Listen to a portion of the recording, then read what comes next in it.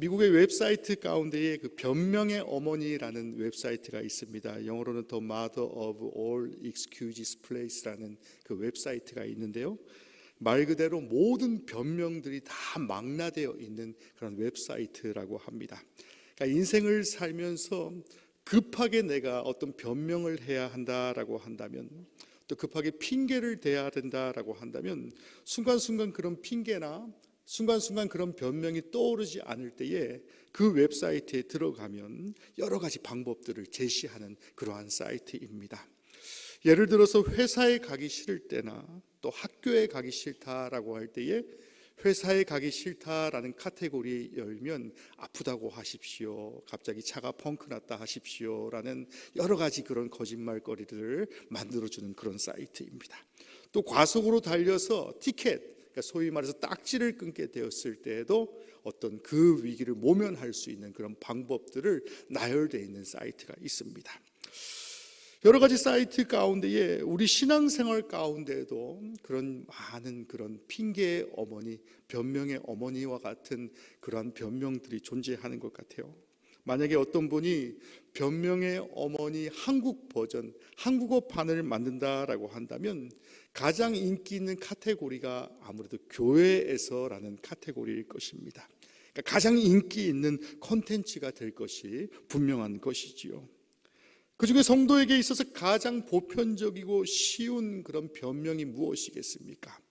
눈치가 빠르신 분들은 오늘 또 담임사관이 전도에 대해서 설교를 하니까 당연히 전도겠지요 라고 생각하시겠는데요, 정답이십니다. 가장 쉬운 핑계거리가 바로 전도와 관련된 그런 핑계이지요. 하지만 이런 변명이 계속돼서 반복되는 그러한 교회와 그러한 성도들을 볼 때에 또 반대로 어떻습니까? 그렇지 않은 성도, 그렇지 않은 교회도 분명히 존재한다라는 것입니다. 근데 그 차이에 어떤 공통점이 분명히 존재한다라는 것입니다. 또 그 공통점이 생각보다 쉽게 또 그 변명의 이유들을 유추할 수 있다라는 것입니다. 변명하는 성도가 생각하기에 전도라는 것은 사람의 지혜가 필요하다라는 생각이 듭니다. 또 내 힘으로 하려 할 때에 너무나 힘이 들고 너무나 어렵습니다라는 그러한 생각이 듭니다. 그런 분들에게 제가 가장 목회자다운 답을 제가 드리도록 하겠습니다.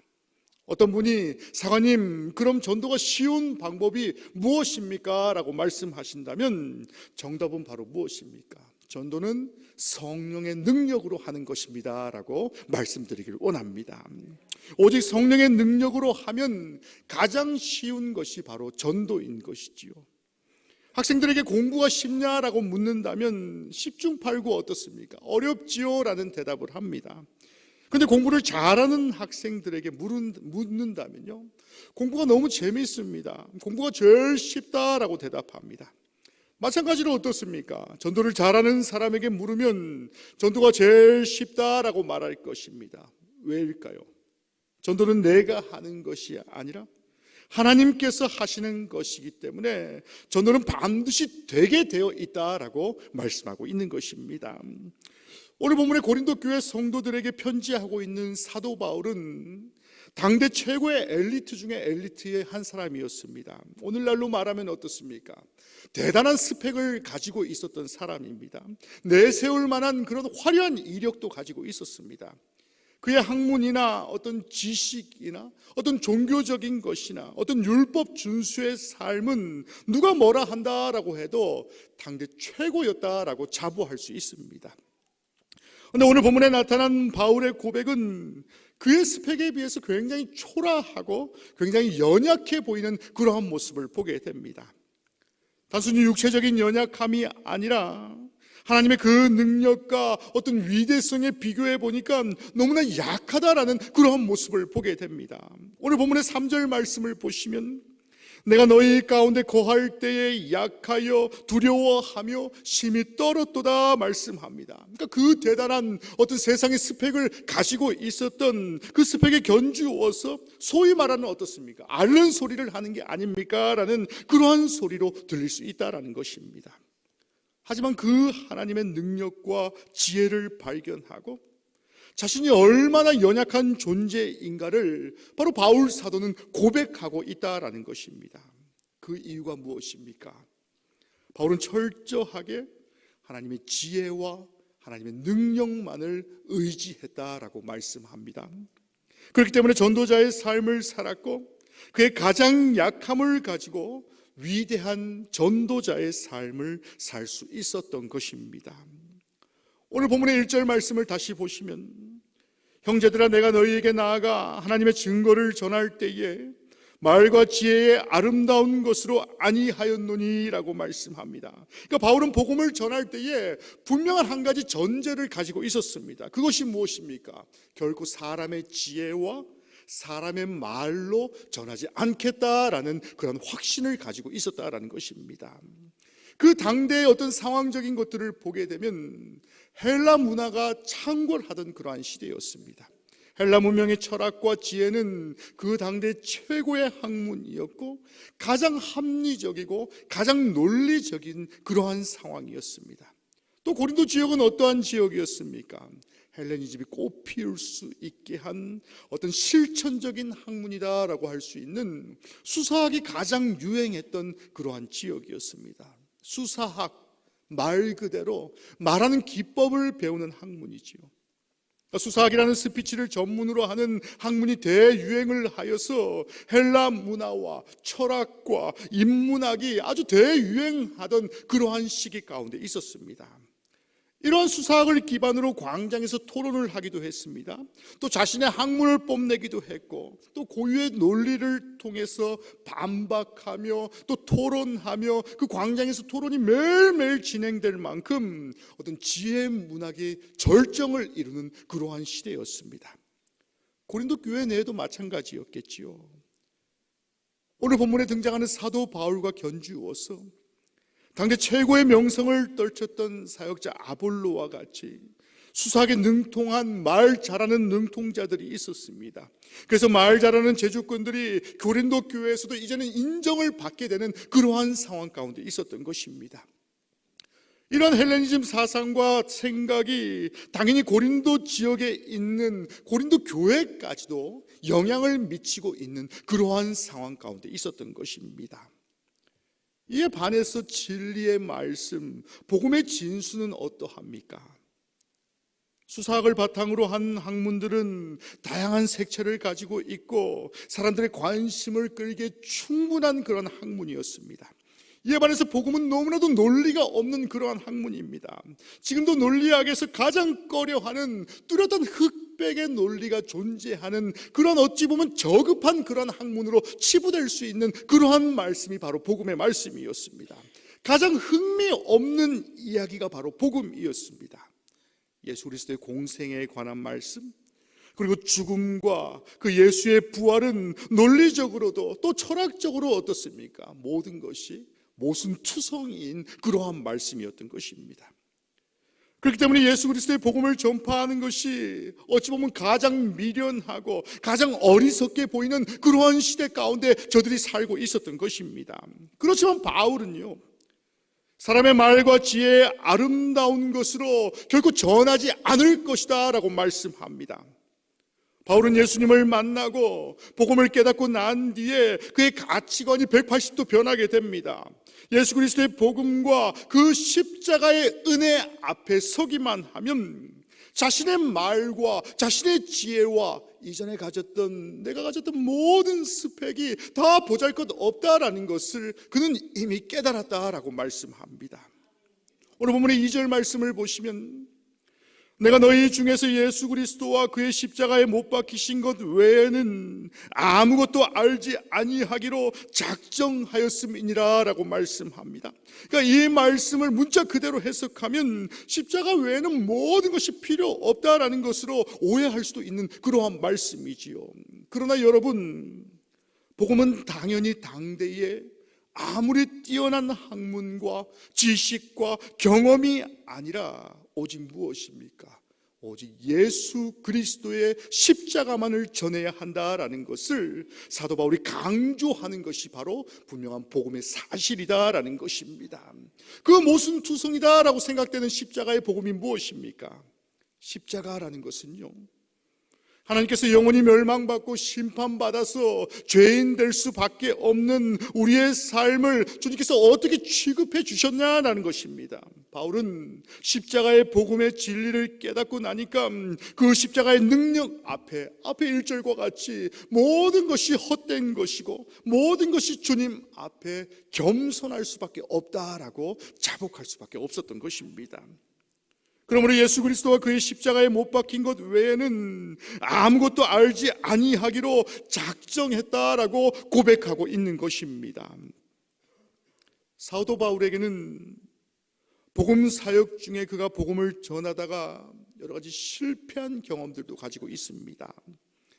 누구든지 어떤 실패의 경험을 갖게 되면 가장 빨리 잊고 싶다라는 그러한 생각이 들기 마련입니다. 치욕이다라는 생각이 들 수도 있지요. 또 최대한 업적을 앞세우기 위해서 꽁꽁 감추고 싶은 그런 수치로 생각할 수도 있다라는 것입니다. 사도 바울의 대표적인 실패의 포트폴리오가 무엇입니까? 바로 그가 아덴에서의 경험이지요. 바울이 아덴에서 복음을 전할 때에 엄청난 실패를 경험했습니다. 아덴이라는 지역은 오늘날의 아테네의 지역과 같지요. 그곳은 앞서 말씀드렸던 철학과 학문이 가장 융성한 도시로 바울이 학문적으로 상대할 사람들이 있었다라는 것입니다. 어쩌면 바울이 아덴에서만큼은 인간의 욕심이 생겼을 수도 있을 것입니다.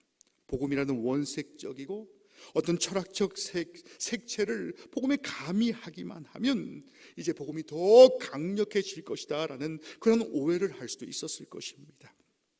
또한 자신의 학문과 지식을 가지고 그들과 함께 논리적으로 다시 한번 이전에 내가 가졌던 스펙을 가지고 겨루고 싶다라는 그러한 생각을 했을 수도 있습니다. 뭐로 가면 서울로 가면 되지 않겠냐라는 그러한 생각도 들었겠지요. 하지만 그 결과가 어떠했습니까? 처참하게 실패하였다라고 말씀합니다. 자신의 지식과 학문이 모자라서가 아니라 하나도 열매를 맺지 못하였다라고 말씀합니다. 그러니까 바울에게는 이런 아픈 경험이 있었습니다. 그러므로 복음을 전할 때에 말과 지혜로운 아름다움을 가지고 전하지 아니하였다라고 말씀하는 이유가 바로 이러한 이유인 것입니다. 왜 말과 지혜의 아름다운 것으로 하지 않았습니까? 복음의 능력이 가리워질까 두려웠기 때문이다라고 말씀합니다. 그러므로 바울은 복음을 선포하고 전할 때에 자신의 지식과 지혜를 하나님 앞에 다 내려놓았다라고 말씀합니다. 사랑하는 성도 여러분, 우리가 5월 19일 성령 강림주의를 앞두고 여러 가지를 준비하고 있지요. 이른 양을 작정하고 함께 기도하는 그러한 시간을 갖고 있습니다. 아직도 어떤 분들은 담임사관이 전도합시다라고 하면 굉장히 부담을 느끼시는 그러한 분들도 있습니다. 또한 아직까지 복음의 깊은 체험을 하지 못해서 내 마음이 움직이지 않는다라고 생각하시는 분들도 계실 것입니다. 나의 믿음과 신앙도 지키기 힘들고 어려운데 내가 어떻게 감히 예수 믿으라라고 다른 사람을 권면할 수 있겠습니까? 라는 그러한 생각이 들 수도 있습니다. 또 그렇게 염려하는 분들도 계실 수도 있다라는 것입니다. 하지만 오늘 본문이 뭐라 말합니까? 전도는 사람의 말과 지혜로 하는 것이 아니다라고 말씀합니다. 어떻게 사람을 우리의 말과 지혜로 감동시킬 수 있겠냐라는 것이지요. 불가능합니다. 그 능력이 무엇입니까? 오직 예수 그리스도의 성령의 능력이다라고 말씀하고 있는 것입니다. 여러분, 베드로가 지식이 많아서 그런 복음의 능력이 있었습니까? 갈릴리 출신의 하찮은 고기잡이 어부에 불과했지요. 하지만 그가 소명을 받고 나서 사도행전 5장 32절 말씀과 같이 우리는 이 일의 증인이요 하나님이 자기를 순종하는 사람들에게 주신 성령도 그러하니라 라고 외쳤던 이유가 바로 이러한 이유인 것입니다. 전도라는 것은 예수 그리스도를 자랑하는 것입니다. 그 일에 순종하면 하나님께서 분명히 능력을 더하여 주십니다. 그러려고 하면 내가 믿는 그 예수 그리스도를 내가 믿음을 통하여서 내 삶이 행복해야 하고 내 삶이 기쁨이 넘쳐야 하는 것입니다. 믿지 않는 영혼을 바라볼 때에 안타까운 마음이 들어야 합니다. 또 그 영혼을 불쌍히 여기는 그러한 긍휼한 마음이 있어야 합니다. 그때 성령 하나님은 복음을 전파하는 자에게 베드로와 같이, 사도 바울과 같이 능력을 허락하시겠다라고 말씀하고 계신 것입니다. 전도는 내 힘과 능력, 지혜로 할 수 없는 것이지요. 오직 성령의 능력으로 이루어진다라는 것을 믿으시는 저와 여러분 되시기를 주님의 이름으로 간절히 축원합니다. 본문의 4절 말씀을 보시면 내 말고 내 전도함이 지혜에 권하는 말로 아니하고 다만 성령의 나타남과 능력으로 하며 너희 믿음이 사람의 지혜에 있지 아니하고 다만 하나님의 능력에 있게 하려 하였노라 라고 말씀합니다. 그러니까 사도 바울은 자신이 십자가의 능력을 체험하였습니다. 그리고 예수 그리스도의 복음 선포할 때에 나타나는 그 능력을 이미 체험하였고 경험하였다라고 말씀합니다. 만약 아덴에서 자신이 가졌던 어떤 인문학적인 소양이나 철학적 배경을 가지고 성공했다라고 한다면 그 또한 잊혀졌던 고린도의 수사학에 능통했던 아볼로와 같이 똑같이 동일하게 취급받았을 수도 있었을 것입니다. 아볼로와의 차이가 무엇입니까? 똑같은 전함이 있었지요. 똑같은 당대의 융성함과 부흥됨을 맛보았습니다. 또 그 당대의 똑같은 명망가들이었습니다. 그런데 분명한 차이가 존재했다라고 말씀합니다. 그 배후에 누가 역사하였는가? 오직 사도 바울의 전함에 성령의 역사하심이 임하게 되었다라고 말씀하고 있는 것입니다. 그러니까 자신의 입술을 통해서 복음을 선포했을 때에 회개하고 주님께로 돌아오게 되는 것은 오직 성령의 나타남과 성령의 능력을 통해서 이루어진다라고 분명히 말씀하고 있는 것입니다. 당시 고린도 지역은 어떠한 지역이었습니까? 최고의 무역항을 소유한 그 지역이 바로 고린도 지역이지요. 예수 그리스도의 십자가의 복음은 원색적이고 너무나 재미없는 그러한 내용이지만 이방에서 흘러오는 다채로운 헬라의 철학과 지식은 굉장히 고상해 보입니다. 세련돼 보이고요, 너무나 다채색으로 그 사람들에게 다가오고 있습니다. 그러나 세련미를 간직하고 있는 고린도 교회 성도들에게 복음을 전해서 예수를 믿게 된 것은 무엇입니까? 인간의 지혜와 인간의 지식으로 된 것이 아니라 바로 오직 성령의 역사하심과 성령의 나타남과 능력이었다라고 말씀하고 있는 것입니다. 이것이 무슨 말입니까? 내가 복음을 전하면 나의 설득을 통해서 예수를 믿게 되는 것이 아니라, 그러니까 나의 힘으로 예수를 믿게 되는 것이 아니라 오직 성령 하나님께서 택하신 자들에게 그 마음을 감동시킨다라고 말씀하고 있는 것입니다. 데살로니가전서 1장 5절 말씀을 보시면 이는 우리 복음이 말로만 너희에게 이른 것이 아니라 오직 능력과 성령과 큰 확신으로 된 것이니 우리가 너희 가운데서 너희를 위하여 어떠한 사람이 된 것은 너희 아는 바와 같으니라 라고 말씀합니다. 그러니까 성령의 나타남과 능력을 오해하지 말고 어떤 기적이나 신비한 현상을 초월하여 하나님의 말씀을 전하라 라고 말씀하고 있는 것입니다. 예를 들까요? 우리 교회 그렇게 전도하는데 왜 이렇게 주변의 교회보다 몰려오는 사람이 적습니까? 라고 반문하시는 분들도 계십니다. 또 내가 복음을 전했을 때에 그 사람이 두려워서 초대교회 사도들과 같이 벌벌 떨면서 귀신이 떠나가는 그러한 역사를 내가 체험했으면 좋겠다라는 그러한 생각도 들 수도 있습니다. 그러한 기적인 왜 나에게 왜 이런 교회에 없습니까? 라는 그러한 생각이 들 수도 있지요. 초대교회 기적과 같이 병고침과 귀신을 쫓는 은사가 있으면 조련하는 그러한 오해가 생길 수도 있다라는 것입니다. 하지만 사랑하는 성도 여러분, 예수 그리스도의 믿음과 십자가를 전할 때에 우리는 그저 전할 뿐이다라는 것입니다. 오직 성령 하나님께서 복음을 듣는 자의 마음을 움직여서 자신이 죄인됨을 깨닫게 하는 것이 바로 복음 전파다라는 것입니다. 더 나아가서 하나님이 누구인가 알 수 있도록 친히 역사하는 그 사역이 바로 복음의 사역이다라는 것입니다. 요한복음 6장 44절 말씀을 보시면 나를 보내신 내 아버지께서 나를 이끌지 아니하시면 아무라도 내게 올 수 없으니 라고 말씀합니다.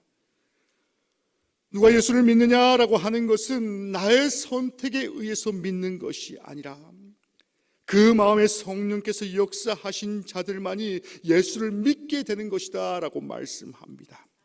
성령께서 간섭하실 때에 굳었던 마음이 부드러워질 것이고 그의 심령이 열릴 것이다 라고 말씀합니다. 그러니까 아무리 악한 사람이다 라고 한다 할지라도, 아무리 예수를 부인하는 사람이다 라고 한다 할지라도, 진리보다 더 나은 어떤 철학적인 진리를 소유한 사람이라도 오직 성령이 함께 하시면, 성령이 역사하시면 모든 것이 이루어진다라고 말씀하고 있는 것입니다.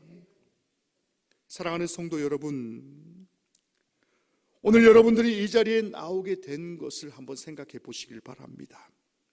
본인 스스로의 의지와 노력에 의해서 주님의 자녀가 되었습니다 라고 생각하십니까? 아니지요. 오직 하나님의 은혜요, 성령의 능력 가운데 우리가 이 자리에 오지 않았습니까? 우리가 교회에 왜 나옵니까? 어떤 세상적인 지식이나 세상의 좋은 소리를 듣기 위해서 나오지 않았습니다. 오직 하나님을 알아가고 신령과 진정으로 예배 드리기 위해서 이 자리에 나오지 않았습니까? 왜 전도가 부담이 되고 힘들고 어렵게만 느껴집니까? 어떤 분들은 어릴 적부터 예수를 믿고 교회 생활도 열심히 하고 십자가의 부활과 성령의 진리는 내가 어느 정도 알고 있습니다 라는 생각이 들 수도 있습니다. 그것으로 설교를 하라 해도 여기 있는 새파랗게 젊은 담임사관보다 더 잘할 수 있습니다 라고 하시는 분들이 여기에 많을 수도 있습니다. 하지만 무엇입니까? 그렇게 지식에는 하나님의 능력이 결단코 나타나지 않는다라는 것입니다. 여전히 세상 일로 염려하고 근심하며 갈등하며 살아갈 때에 성령 하나님이 주시는 평안과 기쁨을 누리지 못하는 것과 마찬가지인 것입니다. 이 평안과 기쁨을 맛보긴 했는데 아련한 추억으로 남아있다라고 한다면, 왕년에 내가 어떠했다라는 그런 추억만 남아있다라고 한다면 성령의 능력을 잊어버리고 신앙생활을 하고 있다라는 것입니다. 우리 가운데는 머리에 신앙이 가슴까지 내려오는데 엄청난 시간이 걸리는 사람들이 있지요. 이것은 마치 눈앞에 가나안을 보고도 수십 년을 돌아서 광야를 방황했던 이스라엘 민족과 같이 하루면 될 것을 30년이 넘게 걸리는 그러한 사람들도 분명히 있다라는 것입니다. 그러나 누구든지 성령의 능력이 임하게 되면 우리가 보고 들은 것을, 우리가 감사한 것을, 우리가 기쁜 것을 전하지 않을 수 없다라는 것입니다. 이런 잘못된 생각을 내가 하였다라고 한다 할지라도 내가 성령의 능력을 체험하고 그 능력을 체험한 자들의 삶을 통하여서 분명히 하나님의 권능과 능력이 나타난다라고 분명히 말씀하고 있는 것입니다. 제가 이제 부임한 지 3년이 되었고요, 만 2년이 되었습니다. 작년부터 제가 부임하여서 전도 구역을 정하고 무조건적으로 주일 오후에 나가셔서 밖에 나가서 사람들을 만나고 그 지역에 가서 기도하십시오라고 강조하는 이유도 바로 이러한 이유인 것입니다. 내가 전도자가 되지 않으면 내 삶이 은혜의 삶이 되어서 우리 교회가 성령의 능력을 체험할 수 없다라는 것입니다. 7순이 넘은 사랑의 어르신들까지 다 나가십시오라고 꼭 그렇게까지 해야 됩니까? 라고 반문하시는 분들도 계십니다. 아니, 어린 아이들까지 이렇게 나가서 되겠습니까? 라고 반문하시는 분들도 계시지요. 그럼에도 강조하고 또 강조함이 지나치지 않은 이유가 무엇이겠습니까?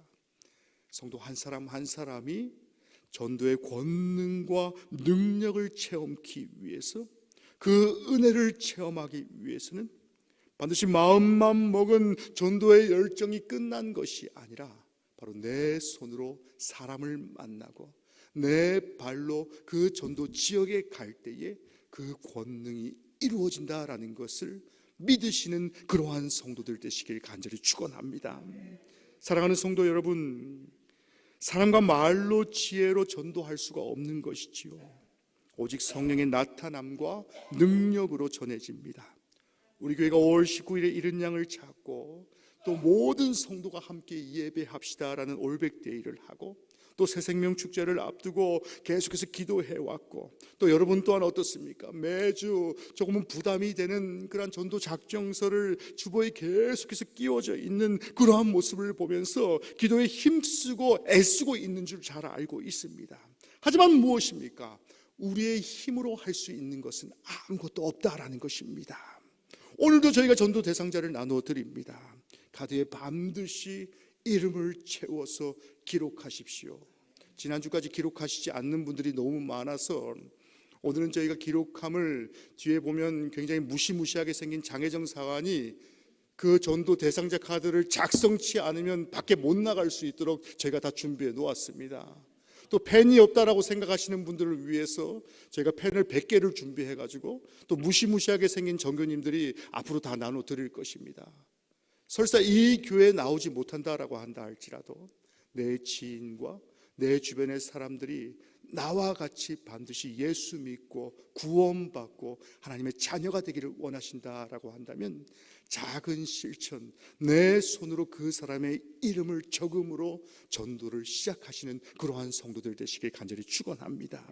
나와 같이 예수 믿고 구원받아야 할 뇌리를 스치는 수많은 사람들, 내 지인들을 모조리 다 적어 보십시오. 그리고 그 한 사람 한 사람을 위해서 전심을 다해 기도해 보십시오. 내가 펜을 들어서 이름을 적는 이 작은 행위로도 성령께서 반드시 일하고 계신다라는 사실을 믿으시는 저와 여러분 되시기를 주님의 이름으로 간절히 축원합니다. 어떤 이들에게는 이 행위가 요식행위다라고 생각할 수도 있을 것입니다. 설사 요식행위로 눈치 보인다라는 생각이 든다라고 한다 할지라도 반드시 내 손으로 작성하십시오. 그리고 영혼을 위해서 진정으로 기도하시는 그러한 성도들 되시길 간절히 축원합니다. 더 나아가서 반드시 교회 주변에 내 구역에 한 주에 한 번은 전심으로 방문하여서 전심으로 기도하고 하나님의 말씀을 선포하는 그러한 성도들 되시길 간절히 축원합니다. 저와 여러분이 반드시 기억합시다. 내가 행동하지 아니하면, 내가 머릿속에 머물러 있는 한 내 주를 향한 열정은 식을 수밖에 없다라는 것입니다. 성령의 나타나심과 성령의 능력을 체험하기를 원하신다면 바로 움직이십시오. 그 움직임 가운데 성령 충만함으로 역사하여 주실 것이고 권능으로 함께하여 주실 것을 믿고 의지하는 저와 여러분이 되시기를 주님의 이름으로 간절히 축원합니다. 저는 우리 영육복음의 모든 성도들이 간절한 열정을 품는 그러한 성도들 되시길 간절히 원합니다. 영혼을 사랑하는 마음을 갖고 하나님 앞에 간절히 기도할 수 있는 그러한 성도들이 됩시다. 내가 작정한 모든 이가 반드시 구원받고 나와 같이 천국의 여정 가운데 동참할 수 있게 해달라고 하나님 앞에 전심으로 기도하는 그러한 성도들이 되십시오. 하나님께서 주신 지혜를 가지고 최선을 다할 때에 반드시 열매를 맺게 하여 주실 것은 우리 주님이시다라는 사실을 믿고 의지하시는 그러한 성도의 삶을 사시길 간절히 축원합니다.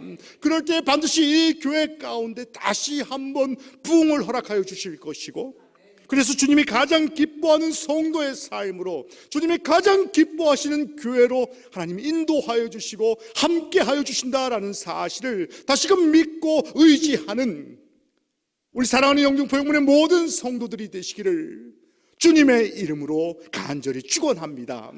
우리 시간에 함께 찬양하시고 함께 우리 전도 작성서를 한번 작성하는 그러한 시간 되길 간절히 원합니다.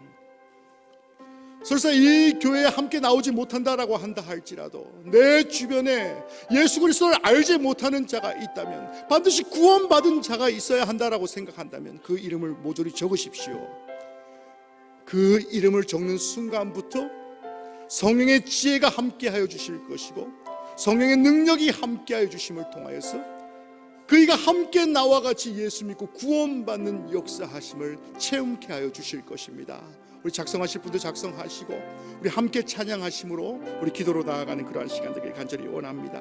우리 살아계신 성령님 내게 오소서. 우리 함께 찬양하겠습니다. 우리 살아계신 성령님 날 붙드소서. 우리 찬양하겠습니다.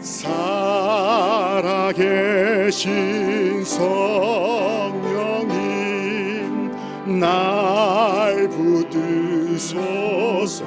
아멘. 살아계신 성령님, 살아계신 성령님 날 살피소서. 채우소서, 채우소서, 채우소서, 채우소서, 채우소서.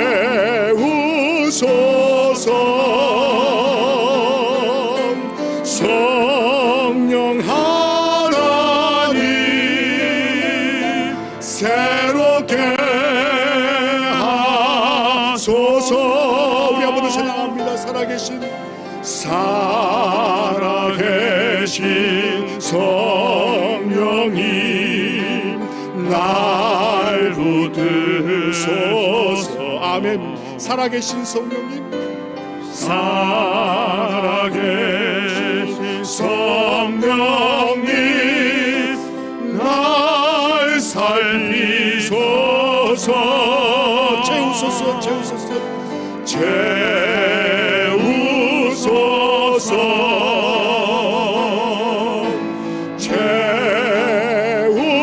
채우소서.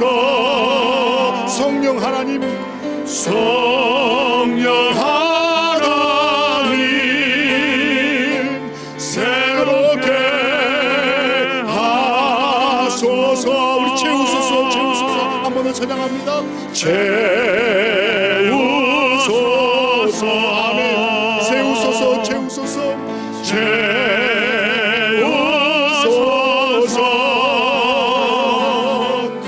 성령 하나님 새롭게 하소서. 아멘. 우리 시간에 기도하실 때에 내 힘으로 할 수 있는 것이 아무것도 없고요, 내 뜻으로 할 수 있는 것이 아무것도 없습니다. 그저 펜을 들어서 나와 같이 구원받은 백성이 되길 원합니다라고 작성할 뿐입니다. 이 작은 발로, 이 작은 손으로 이제 다시 한번 실천하오니 주님, 내 손을 통하여서, 내 영혼을 통하여서 믿지 않는 자들이 구원받게 하시며 나와 같이 구원의 감격을 누리게 하여 주시옵소서라고 우리 한 목소리로 함께 기도하는 그러한 시간 갖도록 하겠습니다. 한 목소리로 함께 기도합니다. 오 주님, 우리와 함께 하시고 인도하여 주시옵소서. 아버지, 매일매일의 삶 속에서 하나님 나를 구원하여 주시고 구원받은 백성으로 삼아주신 은혜를 감사를 드립니다. 아버지, 어떠한 상황 가운데에서도 아버지 나와 같은 자들이 구원받게 하시며 믿지 않는 자들이 구원의 자리로 오게 하여 주시옵소서. 주님, 우리의 삶 가운데 함께 하여 주셔서 아버지 교회가 차고 넘치게 하여 주시옵시며 성령 충만한 자들의 모임이 되게 하여 주시옵시며 하나님의 뜻 가운데에 아버지 700명의 예배자를 허락하여 주시옵소서. 아버지, 모든 이가 구원받고 성령으로 거듭나는 교회 되게 하여 주시옵시며 오직 주님의 뜻 가운데 승리하는 그러한 삶을 살아갈 수 있도록 아버지 붙들어 주시고 인도하여 주시옵시고 아버지 온전함으로 주님 나아가게 하여 주시옵시고 아버지, 성도 한 사람 한 사람이 저들의 발걸음을 통하여서, 저들의 손길을 통하여서 아버지 잃어버린 영혼을 구원케 하여 주시며 저들의 삶을 통하여서 하나님 변화시켜 주시옵소서. 저들의 삶이 변화되게 하여 주시고 성령 충만케 하여 주시옵소서. 사랑과 은혜가 충만하신 하나님, 내가 구원받지 않았으면 죄악 가운데 살 수밖에 없는 미천한 존재였음에도 불구하고 나를 앞서 구원하여 주신 것은 아직도 믿지 않는 영혼들이 너무나도 많기에 나를 복음의 도구로 사용하시기 위함임을 다시 한번 기억합니다. 하나님, 내 힘으로 할 수 있는 것이 아무것도 없고요, 하나님 내 뜻으로 할 수 있는 것이 아무것도 없지만 오직 주님의 성령이 나와 함께 하시고 주님의 성령이 이 교회와 함께 하시면 성도 한 사람 한 사람이 능력받아 권능받아 주님의 뜻 가운데 승리할 줄 내가 믿습니다. 주님 함께 하시고 인도하여 주셔서 저들이 직접 적은 그 영혼들이 구원받게 하시며 하나님의 뜻 가운데에 천국 백성으로의 기쁨을 함께 누리는 그러한 저와 여러분이 될 수 있도록 주께서 늘 함께 하시고 인도하여 주시옵소서. 이 모든 말씀 우리를 사랑하시는 예수 그리스도 이름으로 간절히 기도하였습니다.